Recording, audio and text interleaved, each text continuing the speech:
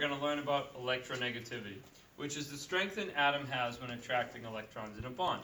Previously, we've learned that atoms bond to reduce their potential energy, because when they're bonding, we have one atom's nucleus is attracted to the other atom's electrons, and that happens for the other atom as well, and as a result, the atoms come together to produce a point of minimum potential energy and become stable. However, not all atoms are the same size, and that will dictate how they share these electrons when they bond. So, again, electronegativity, strength an atom has when attracting electrons in a bond.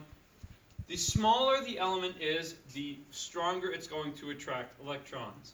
So if I have, for example, sodium and fluorine, and this is their approximate relative sizes to each other, you can see that the distance between the nucleus and the electrons being shared is much smaller for the fluorine atom than it is for the sodium atom.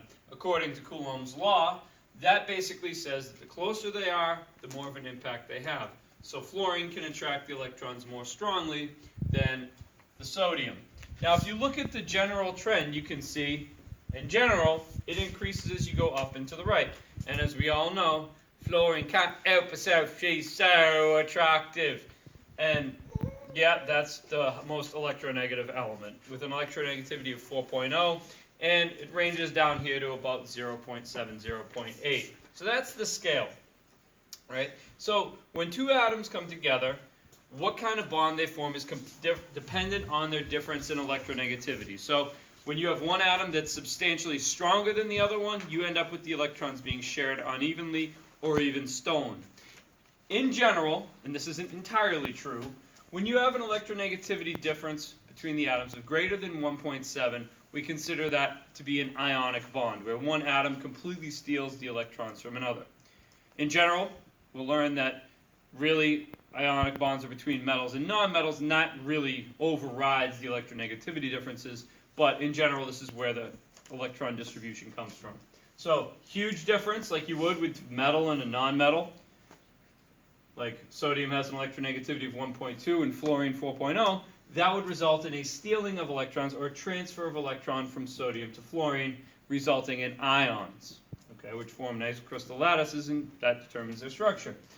Water is a polar molecule. We all know water is the polar solvent, and what it means that it's polar is that it has one end that's partly positive and one end that's partly negative, basically having electrical poles. So the reason for that is that the oxygen pulls much more strongly on the electrons than hydrogen. Oxygen has an electronegativity of 3.5, hydrogen an electronegativity of 2.1. Quite a difference in strength. So when they come together and they're competing over the electrons, the oxygen is able to pull the electrons closer to it, so the electrons spend more time around it, and therefore it becomes partially negative.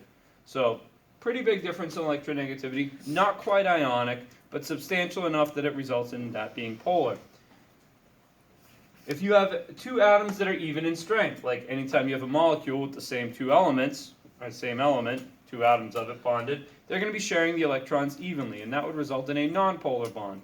And this difference in electronegativity, and how it's influenced by the structures we'll learn about in the next unit, determine whether or not things dissolve in water, which leads to pretty much all of cellular organization and the existence of life. No big deal. Anyway, that's electronegativity, and it has an impact on a lot of things.